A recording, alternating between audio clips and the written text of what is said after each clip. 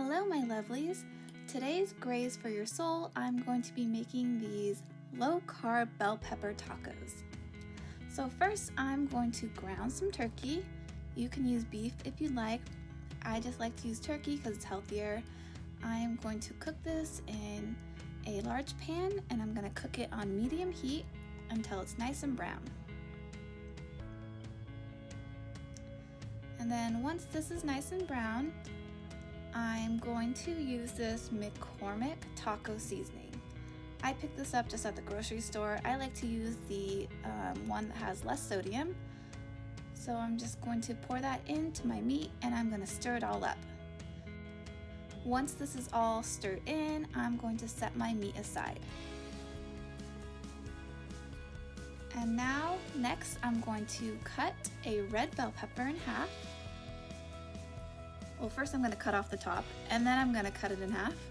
And then I want to just kind of clean out the bell pepper here. Make this into a nice little low-carb taco. And I like to add cream cheese on the bell pepper halves. This helps the ground meat kind of stick more to the bell pepper, and it's also extra tasty.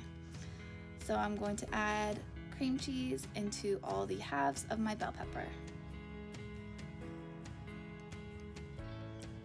And then I'm going to spoon the ground beef into the bell pepper halves.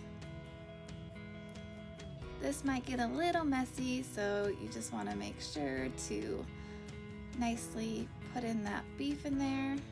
Some of it will fall out, but I did my best to make sure that the ground beef was in the bell pepper.